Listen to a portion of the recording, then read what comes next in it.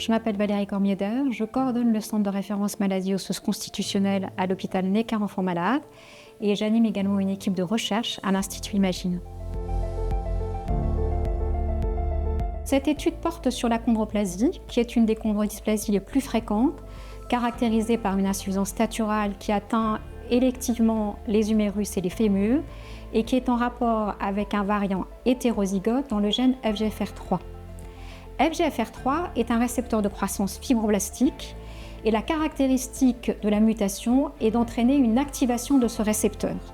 Parmi ces perspectives thérapeutiques, l'un des traitements proposés cible l'activation de ce récepteur en utilisant le natréurétique peptide qui va permettre de contrecarrer l'activation des voies de signalisation. En France, nous avons eu la chance d'avoir accès à une autorisation temporaire d'utilisation puis à un accès précoce, qui est la phase préliminaire à la commercialisation, et cela de juin 2021 à décembre 2022.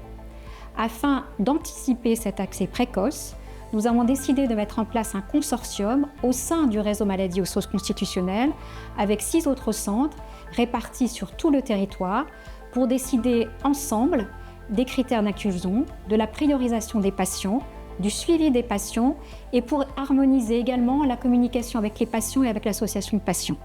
Nous avons décidé d'inclure en priorité les enfants âgés de plus de 8 ans. Le second critère d'inclusion était le fait d'avoir une mutation dans FGFR3.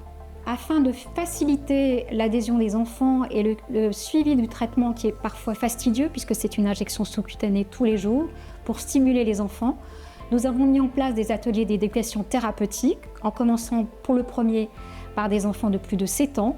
Et donc pendant ces ateliers d'éducation thérapeutique, les enfants de 7 ans sont entre eux, apprennent à injecter et en parallèle, les parents sont reçus indépendamment et on peut répondre aux questions des parents. Et ces ateliers sont extrêmement stimulants, que ce soit pour les parents ou pour les enfants, parce qu'ils partagent ensemble, ils répondent à leurs questions mutuellement et ils ont ensuite des groupes WhatsApp qui permettent de rester en communication. Pendant cette étude, 57 enfants ont été inclus sur tout le territoire. En ce qui concerne l'efficacité du traitement, elle est tout à fait identique à ce qui est publié dans les essais phase 2 et 3. Efficacité sur la taille, sur le Z-score de taille et sur la vitesse de croissance annuelle, avec un gain approximatif d'1,4 cm par an par rapport à une courbe standard d'achondroplasie. La tolérabilité est excellente et en ce qui concerne les effets secondaires, ils sont essentiellement locaux.